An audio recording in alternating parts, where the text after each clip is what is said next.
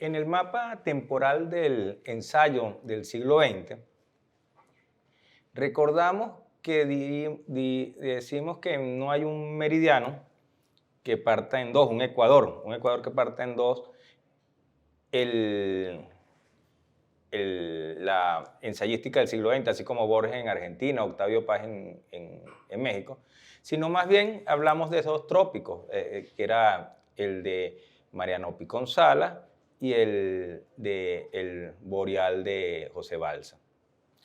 Y perpendiculares a esto hay la escritura ensayística de una serie de intelectuales venezolanos como Uslar Pietri, Enrique Bernardo Núñez, Rufino Blanco Fombona, Díaz Rodríguez, Mario Briceño Iragorri, algunos más conocidos, y otros más raros como Arroyo Lameda, Key Ayala, para referirnos a la primera mitad del siglo XX. En esa primera mitad insurge el petróleo en Venezuela. Parece como un maná que fortalece el Estado autocrático y luego será el eje de las luchas, tanto en lo interno como en lo externo, por la soberanía de los recursos del país. Estos intelectuales fijan posiciones y entonces vamos a encontrar, que estos son paralelos, unos meridianos que los surcan, que son temas del pensar venezolano. Entre estos temas está la identidad, tema que arranca con Simón Bolívar.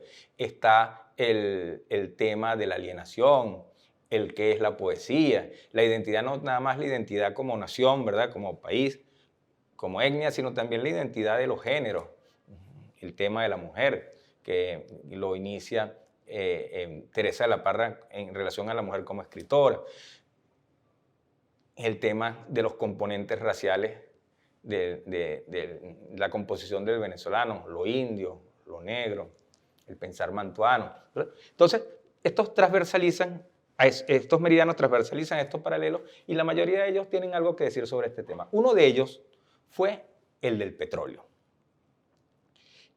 Queremos arrancar esta sesión sobre el petróleo en la ensayística venezolana leyendo el editorial de Arturo Uslar Pietri. Recordemos que el ensayo es una escritura, ¿verdad?, que a veces está presente en cartas, en editoriales, en artículos, a veces con la forma específica del ensayo. Dice así: cuando se considera con algún detenimiento el panorama económico y financiero de Venezuela, se hace angustiosa la noción de la gran parte de economía destructiva que hay en la producción de nuestra riqueza, es decir, de aquella que consume sin preocuparse en mantener ni reconstituir las cantidades existentes de materia y energía. En otras palabras, la economía destructiva es aquella que sacrifica el futuro al presente. La que está llevando las cosas a los términos del fabulista se asemeja a la cigarra y no a la hormiga. En efecto, en un presupuesto de efectivos ingresos rentísticos de 180 millones, las minas figuran con 58 millones, o sea, casi la tercera parte del ingreso total. Sin hacer estimación de otras numerosas formas indirectas importantes de contribución que puedan imputarse igualmente a las minas. La riqueza pública venezolana reposa en la actualidad en más de un tercio sobre el aprovechamiento destructor de los yacimientos del subsuelo, cuya vida no solamente es limitada por razones naturales, sino cuya productividad depende por entero de factores y voluntades ajenos a la economía nacional. Esta gran proporción de riqueza de origen destructivo crecerá sin duda alguna el día en que los impuestos mineros se hagan más justos y remunerativos, y basta acercarse al sueño suicida de algunos ingenuos que ven como el ideal de la hacienda venezolana llegar a pagar la totalidad del presupuesto con la sola renta de minas, lo que habría de traducir más simplemente así: llegar a hacer a Venezuela un país improductivo y ocioso, un inmenso parásito del petróleo, nadando en una abundancia momentánea y corruptora y abocada a una catástrofe inminente e inevitable. Pero no solo llega a esta grave proporción el carácter destructivo de nuestra economía, sino que va aún más lejos, alcanzando magnitud trágica. La riqueza del suelo entre nosotros no solo no aumenta, sino que tiende a desaparecer. Nuestra producción agrícola decae en cantidad y calidad de modo alarmante. Nuestros escasos frutos de exportación se han visto arrebatar el sitio en los mercados internacionales por competidores más activos y hábiles. Nuestra ganadería degenera y empobrece las epizootias, la garrapata y la falta de cruce adecuado. Se esterilizan las tierras sin abono, se cultiva con los métodos más anticuados, se destruyen bosques enormes sin replantarlos para ser convertidos en leña y carbón vegetal. De un libro recién publicado tomamos este dato ejemplar. Cita: en la región de Cuyuní trabajan más o menos 3.000 hombres que tumban por término medio 9.000 árboles por día, que totalizan en el mes 270.000, y en los 7 meses, inclusive en los nortes, 1.890.000 árboles. Multiplicado esta última suma por el número de años que se trabajó el balatá, se obtendrá una cantidad exorbitante de árboles derribados y se formará una idea de lo lejos que está el purgo.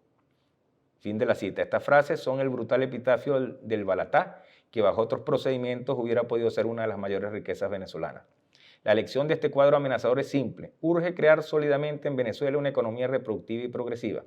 Urge aprovechar la riqueza transitoria de la actual economía destructiva para crear las bases sanas y amplias y coordinadas de esta futura economía progresiva, que será nuestra verdadera carta de independencia. Es menester sacar la mayor renta de las minas para invertirla totalmente en ayuda, facilidades y estímulos a la agricultura, la cría y las industrias nacionales. Que en lugar de ser el petróleo una maldición que haya de convertirnos en un pueblo parásito inútil, sea la afortunada coyuntura que permita con su súbita riqueza acelerar y fortificar la evolución productora del pueblo venezolano en condiciones excepcionales. La parte que en nuestros presupuestos actuales se dedica a este verdadero fomento y creación de riqueza es todavía pequeña y acaso no pase de la 7ª parte del monto total de los gastos. Es necesario que estos egresos destinados a crear y garantizar el desarrollo inicial de una economía progresiva alcance por lo menos hasta la concurrencia de la renta minera. La única política económica sabia y salvadora que debemos practicar es la de transformar la renta minera en crédito agrícola, estimular la agricultura científica y moderna, importar sementales y pastos, repoblar los bosques, construir todas las represas y canalizaciones necesarias para regularizar la irrigación y el defectuoso régimen de las aguas, mecanizar e industrializar el campo, crear cooperativas para ciertos cultivos y pequeños propietarios para otros. Esta sería la verdadera acción de construcción nacional, el verdadero aprovechamiento de la riqueza patria, y tal debe ser el empeño de todos los venezolanos conscientes. Si hubiéramos de proponer una divisa para nuestra política económica, lanzaríamos la siguiente, que nos parece resumir dramáticamente esta necesidad de invertir la riqueza producida por el sistema destructivo de la mina en crear riqueza agrícola, reproductiva y progresiva, sembrar el petróleo. Probablemente este sea el editorial más repetido, más comentado del siglo XX venezolano. Se publicó en el diario Ahora un 14 de julio de 1936. Decíamos que en Venezuela entra el siglo XX en el año 36. Sí y no. Hay otros elementos que en este análisis del intelectual Uslar no son tomados en cuenta. Por ejemplo, no está claro la propiedad nacional o de una transnacional del petróleo. No está claro tampoco si se puede sembrar, pero ¿y el problema de la tierra? Uslar pasa por alto que había dificultades inherentes para sembrar ese petróleo, que era fundamentalmente el latifundismo. Gran parte de todos los terrenos agrícolas eran propiedad de la familia Gómez. O sea, hay un problema de clases que es soslayado. Hay un problema internacional de neocolonialismo, imperialismo, que es soslayado, pero sí acierta en ubicar el problema, ya tempranamente en el año 36. Había también otros intelectuales que se habían preocupado por el tema, Gumersindo Torres, Alberto Adriani, antes y después. O sea, estaba empezando a estar en el tapete y bueno, Uslar habla aquí de ese 30% que ya disparaba las alertas, luego más bien pasó a ser el 30% lo no petrolero. Y esto fue creciendo. Bueno, y entonces uno ve ahí como el pensar ensayístico alerta los cambios en el presente y los ve como en la perspectiva. No fue el único Uslar. Hay otro político que, a diferencia de Uslar, que nunca pudo ser presidente, sí llegó, que tampoco se le escapó la importancia del problema petrolero, que es Rómulo Betancourt. Aquí en un libro Problemas Venezolanos, que es del año 40, recoge artículos, algunos de ellos contemporáneos a la discusión del año 37, 38, ¿verdad? Y donde ubica el contexto del petróleo en el panorama internacional. Aquí hay muchas referencias al papel que desempeñaba la Standard Oil, los Rockefeller. Entonces, en estos trabajos de Betancourt, que luego, esto ya en el 40, y luego sistematizaría en Venezuela y político y petróleo ya en la década de los 50, esta es la edición del Fondo de Cultura Económica. Él tardaría en reeditar este libro cuando fue presidente, por segunda vez lo apartó. Ahí hubo como un conflicto entre el teórico y el práctico, estos ensayistas que eran también políticos, y él deja como atrás el libro, lo reedita luego ya cuando es expresidente, al 36, pero buena parte de esas ideas se influían con las de su ministro, ¿verdad?, Pérez Alfonso, en los años 60 también, y va creando como una nueva visión del petróleo que conduce en forma muy gradual a una nacionalización, que no fue tan nacionalización porque se mantuvo la dependencia en la parte tecnológica.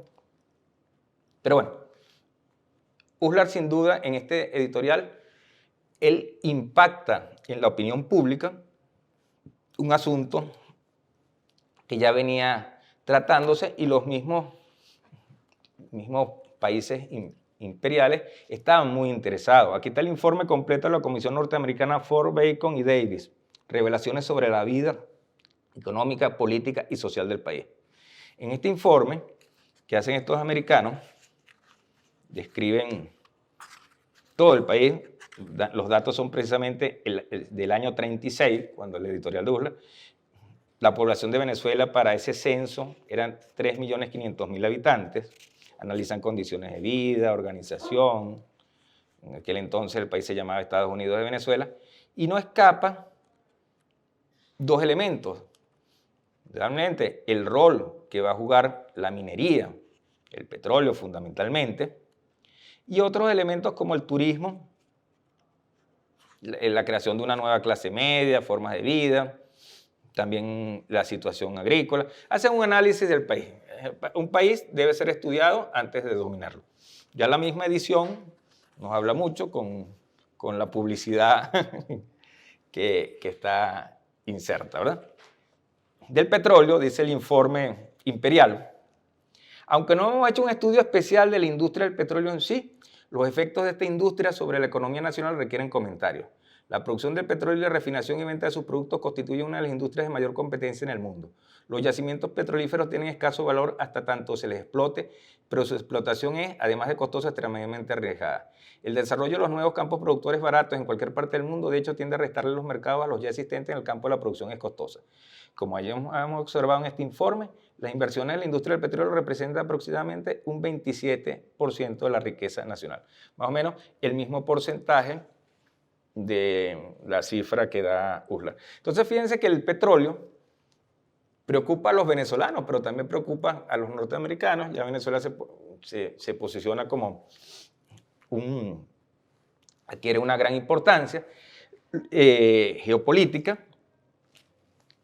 Y bueno, la preocupación del petróleo también tiene que ver con lo cultural. Dijimos que una de las fallas, una de las deficiencias de ese famoso editorial de Uslar es que pasa por encima el problema de la tierra. Y eso interesó mucho a Salvador de la Plaza. Este libro, El problema de la tierra, editado en México en el exilio, es de los años 40. Entonces, Salvador de la Plaza se preocupa, antes del petróleo está el problema de la tierra. Vamos a sembrar el petróleo, pero ¿en qué? En la tierra latifundista, en la tierra desigual, ¿cómo es esa estructura de clases en el campo? Entonces, fíjense que no podemos separar el problema petrolero del problema de la tierra. Rodolfo Quintero, también de las filas marxistas, pone en el tapete también la cultura del petróleo. O sea, los cambios a nivel antropológico que ejerce esta minería. Mire, ya en La riqueza de las naciones de Adam Smith hay un capítulo que tiene que ver sobre las economías mineras. Se refería más al carbón y cómo los países que dependen de la extracción de las minas van anulando otras áreas y también cómo hay cambios en la misma sociedad producto de esas estructuras mineras. Entonces Rodolfo Quintero inicia, ¿verdad? Desde el Zulia, inicia como su línea de escritura estos cambios que ocurren. Él habla en el campo petrolero, la cultura de la conquista, la ciudad del petróleo, el desarrollo de las industrias nacionales y la cultura del petróleo semblante de la civilización gringa. Tengamos en cuenta, por ejemplo, cuando hablamos del conquistador español del siglo XVI, toda esa fiebre que había por el oro la podemos transformar ahora en la fiebre por el oro negro. El mismo Husserl, cuando analiza en ficción a Lope de Aguirre y luego también en sus ensayos del pizarrón, cómo dice esa búsqueda denodada de Lope de Aguirre que lo lleva a desespañolizarse, a ser una especie de precursor de la independencia, está vinculado a esa búsqueda también de la riqueza y él ve como símbolo de esa tragedia, ¿no? Lo que antes era el dorado, el nuevo dorado es el petróleo venezolano. Muy agudo siempre, Miguel Ángel Campos, muchísimos años después, da esta siguiente respuesta que yo creo que cierra el asunto de sembrar el petróleo. Dice Campos, la proverbial frase sembrar el petróleo se nos antoja ingenua en ese sentido. Establece una relación de ajenidad, pues no se siembra sino lo que no está en la tierra. Y el petróleo como sangre de una realidad antigamonal debía suponérsele constitutivo de la nueva venezolanidad. El eslogan ha debido ser vivir el petróleo. Y así se daba una idea de franqueza frente a la ambigüedad maniquea de lo bueno y lo malo. En este problema del petróleo, ¿verdad? Problema de la cultura del petróleo, se va a entroncar luego con otro de los temas que vamos a ver en las siguientes sesiones, que es el de la identidad. Hay un trabajo que reseñamos una oportunidad del padre Carías. La iglesia venezolana debería bajarle un poco a la agenda conspirativa y reeditar a los autores de la misma iglesia que tienen un rol intelectual importante. Este libro del padre Carías se titula ¿Quiénes somos los venezolanos?, que amerita una reedición. Y él relacionaba el problema petrolero, la situación petrolera, con la nueva clase media. Esta nueva clase media, descrita por Carías hace más de 30 años, descrita desde el punto de vista de la antropología cultural, no puede separarse del proceso de erodización o transculturización que vive el país. Carías utilizará ese término, erodización. Para Carías, la erodización no solo se encuentra en el consumo, sino en el mismo trabajo, producción y aún dentro de las mismas empresas estatales. Cito, los venezolanos en las actividades técnicas buscan exclusivamente los fines relacionados con la producción y la eficiencia. ¿Cómo sobrevivir? Esto es, cómo llevar adelante una empresa que ahora es propiedad de la nación. Los fines de producción y eficiencia se absolutizan y se separan de los factores específicamente nacional-culturales. Esa actitud de supervivencia económica que copia modelos encontrados está uno de los factores que preparan el camino de la erodización, o sea, la actitud automáticamente extranjera que el venezolano tiene en la conducción de la empresa y en la manera como ve la realidad cultural de la nación. O sea que no era suficiente nacionalizar el petróleo, había que nacionalizarnos nosotros mismos, ¿verdad? En este sentido, empresas implantadas en todo el país son los enclaves de técnicas y pensamientos extranjeros, desde donde se va extendiendo la civilización internacional, horarios, comidas, programas recreativos. El venezolano que se incorpora a esas empresas tiene que asumir un reciclaje para adaptarse a formas de pensamiento y de vida dentro del pensamiento de la empresa. En las refinerías y empresas mayores, las facilidades tienen un radio de acción mucho mayor. Ofrecen sus tiendas y abastos propios, sus clubes solo para los miembros de la empresa. Esos clubes, con sus campos de deporte, tenis y bowling o con sus playas, son los viveros de la transculturalización. Es allí donde se encuentra la erodización, su expresión más arrogante y más identificada con los modelos transnacionales. El papel de las termas romanas en el Palacio de Herodes lo desempeñan los clubes de la empresa. Bueno, y si tenemos alguna duda, el béisbol o el consumo de whisky tienen que ver con los campos petroleros. Justificamos lo larga de la cita porque no tiene desperdicio. También dice Carías, los chinos y japoneses, a pesar de copiar y atraer la técnica occidental, mantienen su fisonomía nacional, sus símbolos y sus tradiciones. El ejemplo más próximo de esta cultura fuerte lo tenemos en los inmigrantes asiáticos, comerciantes chinos radicados en nuestro país. Las naciones débiles se van tornando culturalmente policulturales a través de enclaves fuertes que se van transformando sectores de la nación, especialmente aquellos que tienen los centros neurálgicos del poder. Bueno, y ejemplo lo tenemos en la Revolución China, pues, que ha podido absorber estas tecnologías occidentales, pero dentro de los parámetros de su cultura nacional. Y también ha introducido del mundo occidental los elementos teóricos, por ejemplo, el marxismo-leninismo, que ellos modifican apropiadamente, ¿verdad? Este elemento de dominación cultural, ¿verdad? Se observa ya, por ejemplo, en los romanos, porque Carías toma el término de herodización, que Herodes, que es ese rey que estuvo relacionado con la crucifixión de Jesús, ¿verdad? Era alguien romanizado, era un judío romanizado, ¿verdad? Y hay una cita de Tácito, contemporáneo también de Herodes, y en su vida de Julio Agrícola decía Tácito cómo se conquistó pacíficamente regiones de Bretaña. Decía, de Julio Agrícola, mandó a instruir en las artes liberales a los hijos de los príncipes, mostró mayor estima por el ingenio de los britanos que por la cultura de los galos, y se sucedió que ellos, que antes aborrecían la lengua romana, desearon sus elegancias. Vino enseguida como signo de distinción el uso de nuestros ropajes, y viéronse aparecer las togas, rindiéronse así, poco a poco, a los refinamientos del lujo, pórticos, baños y banquetes suntuosos, a todo lo cual aquella gente simple llamaba civilización, en tanto que no era sino parte de su servidumbre. Fíjense, aquí pocas veces hemos visto tan reflejado la dominación cultural desde la perspectiva del mismo dominador. Ellos llamaban civilización lo que no era sino servidumbre. Por eso es tan importante los clásicos.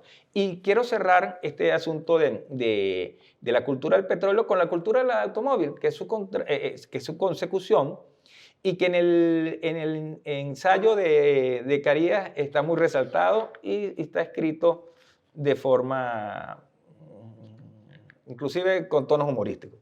Dice, el venezolano con poca formación vive del vehículo. El extranjero ocupa los puestos que el venezolano deja para situarse en el volante. Esto ha determinado un nuevo fenómeno antropológico, un nuevo tipo humano que tiene en el auto o por medio de este su subsistencia y reduce su vida al quehacer del transporte. Y no solo es el carro, sino también toda la cadena de intermediarios vinculados a la producción y al consumo de los vehículos. Vamos a citar ahora un fragmento de la cultura del automóvil que no forma parte del libro de que somos los venezolanos, sino aparece en ensayo, creo que en la revista SIC. Buena parte de la obra de Carías está distribuida en revistas, en publicaciones periódicas, donde debería rescatarse en un volumen. Ahorita que tenemos papas jesuitas, Carías fue jesuita.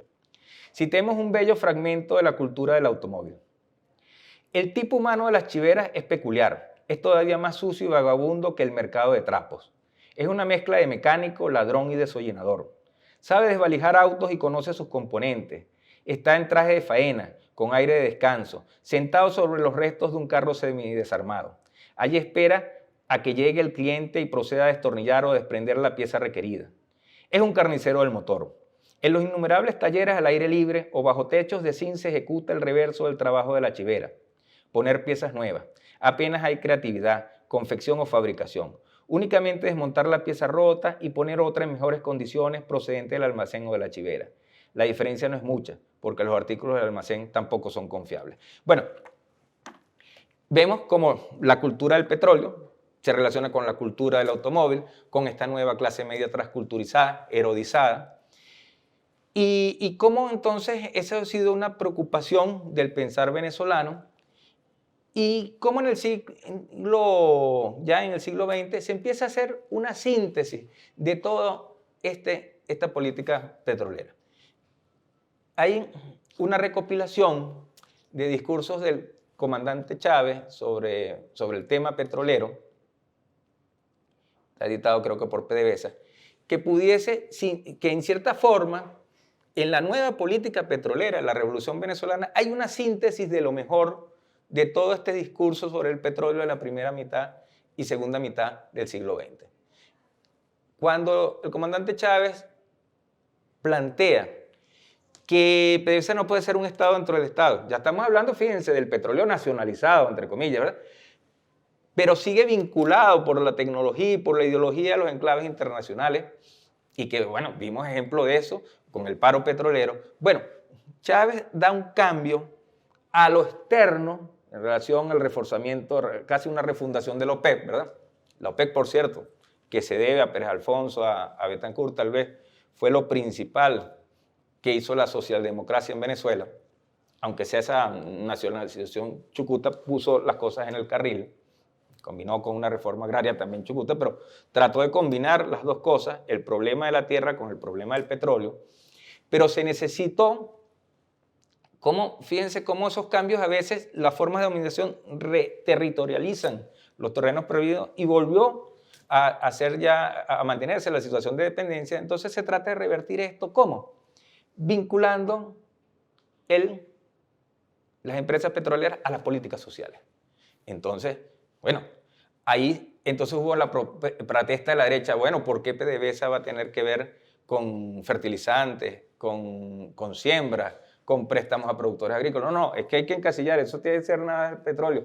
¿Por qué tiene que ver PDVSA estar pagando operaciones de niños que necesitaban operaciones en el exterior? ¿Por qué PDVSA? Bueno, porque es que precisamente para eso es el petróleo, para mejorar el nivel de vida de la población. Entonces, realmente se viene a sembrar el petróleo como es debido casi 100 años después de este editorial de Uslar. Entonces, fíjense cómo el ensayo, ese género dialéctico, ¿verdad? Que unas cosas que son herejía en un momento van contra la ortodoxia, luego se convierten en dogma, pero nuevos ensayistas van estableciendo ese diálogo y van desmontando cómo esa escritura, estos comentarios en el seno de la opinión pública fueron transformándose al final en políticas de Estado y en instrumentos a tratar de hacer una vida distinta, ¿no? Una vida distinta, y le dieron la dimensión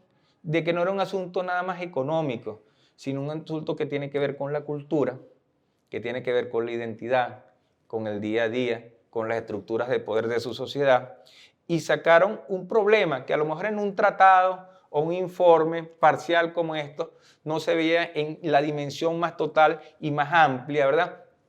Con referencias de distintos planos históricos, con múltiples conexiones, ¿verdad? Con un nivel de complejidad que no era abordable a través de un estudio técnico o a través de un tratado, sino a través del ensayo. Esa es una muestra de las potencialidades del ensayo y fue uno de los temas claves de ese pensar venezolano.